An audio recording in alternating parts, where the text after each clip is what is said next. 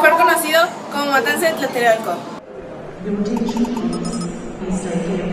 Estudiantes del IPN organizaron una manifestación de protesta.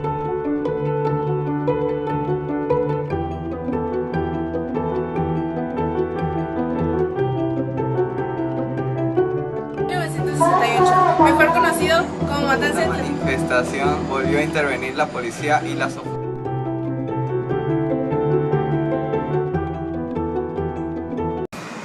El conflicto se originó en el mes de julio en la Ciudad de México cuando hubo pleitos callejeros entre estudiantes de escuelas preparatorias. La policía capitalina intervino para poner orden. Gracias a que México era la sede de los Juegos Olímpicos del 12 de octubre de ese año, llegaron muchos periodistas a México. Al gobierno de nuestro país le interesaba que la imagen fuera de paz y prosperidad. La situación se fue agravando porque los estudiantes del IPN organizaron una manifestación de protesta. Se sumaron estudiantes de la UNAM y de la Universidad de Chapingo. En esta manifestación volvió a intervenir la policía y la sofocó. Como no se pudo controlar a los estudiantes, intervino el ejército. Tomó violentamente varias escuelas de la UNAM y una vocacional del IPN. Hubo muchos estudiantes lesionados y detenidos. Las autoridades de la UNAM consideraron intolerables los hechos de la policía y del ejército. La mayoría apoyó a los alumnos. Otras universidades de la capital y de los estados se unieron a las huelgas El generales. gobierno estaba desesperado pues el movimiento alcanzaba dimensiones insospechables. Se unieron muchos maestros al movimiento. El sector juvenil del Partido Comunista y de algunos obreros Pedían que el gobierno liberara a los presos políticos. Y castigar a los culpables de la represión. También deseaban que hubiera democracia en México. El gobierno se negó a satisfacer totalmente sus demandas. El ejército ocupó las instalaciones de la UNAM durante 12 días. La capital y en general todo el país vivió de gran tensión. se acercaban las Olimpiadas y el gobierno deseaba terminar con el movimiento. Los estudiantes organizaron un gran mitin. De alrededor de 10.000 personas en la Plaza de las Tres Culturas. En Tlatelolco, el 12 de octubre de 1968. Este día tuvo lugar la llamada Noche de Tlatelolco, Que fue un episodio muy triste en nuestra historia, pues el mitin fue disuelto por la fuerza.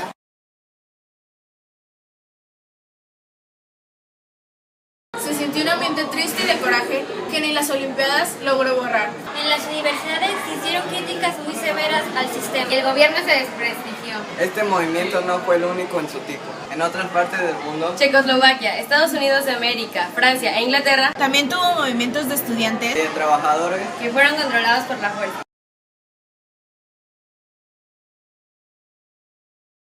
Los acontecimientos del 2 de octubre fueron acontecimientos que marcaron a nuestro país. Una época donde representaba el poder absoluto de un partido en el poder. Se recuerdan muchos acontecimientos donde los jóvenes estudiantes, los trabajadores, las amas de casa se vieron completamente indefensos ante el poder ejercido por parte del gobierno a través del ejército. Podemos recordar que en esa época muchos jóvenes eran idealistas, muchos jóvenes universitarios y de prepa. Fue un acontecimiento que marcó y es una mancha negra dentro de la historia del país. Debemos recordar que a una semana estaban de ser por primera vez México ser sede de los Juegos Olímpicos en 1968. ¿Cuál es mi punto de vista? Que no debemos de regresar a tiempos donde los gobiernos sean autoritaristas y tengan el control absoluto sobre el pensamiento del propio pueblo. Considero que debemos de ser una nación soberana, una nación libre, donde el pueblo a través de la representación puede expresar sus ideales y lo que quiere para este México. En cuanto al movimiento del 68, creo que fue un hecho histórico que marcó a nuestro país definitivamente y que hasta la actualidad pues es algo que se sigue comentando. Considero también que fue una manifestación adecuada por parte de los estudiantes en su mayoría y que pues fue el grito del pueblo mexicano ante la situación de esa época económica, política, social y cultural.